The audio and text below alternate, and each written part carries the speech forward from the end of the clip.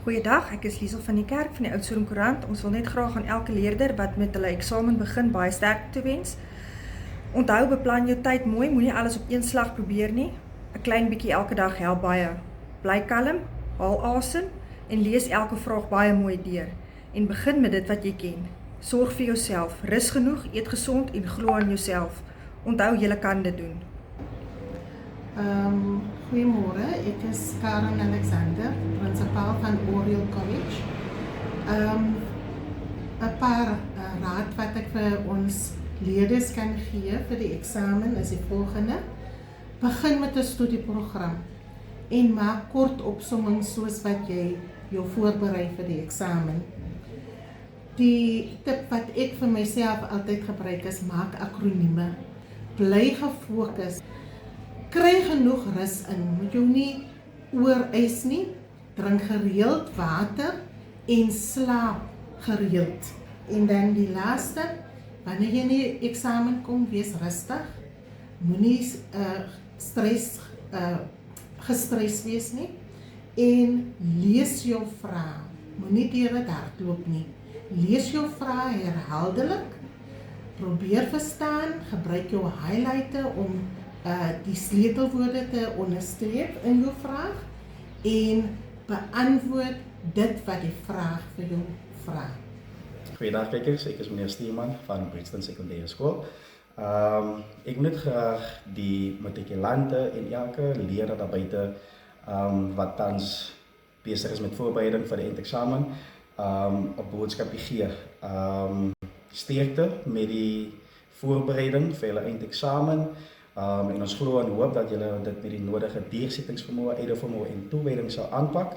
En onthou, bly kalm. Hou 'n gebalanseerde studierooster byderhand. Dit is belangrik dat julle ook kans kry om natuurlik te ontspan. Alright? So 'n studierooster is baie belangrik tydens eksamen, want dit leer jou ook tydsbestuur en hoe om jou dag te beplan.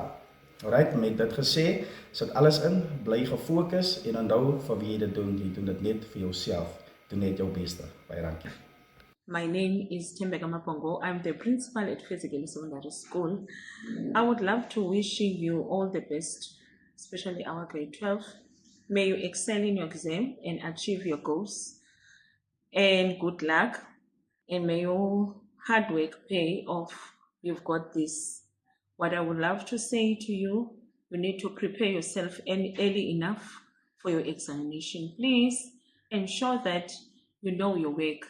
Go back to the past papers, especially the prelims of the previous provinces, and ensure that you test yourself and you get the memorandum to mark yourself. Make sure that you sleep enough before you write each and every paper. I know that matriculants, you believe in yourself, and good luck.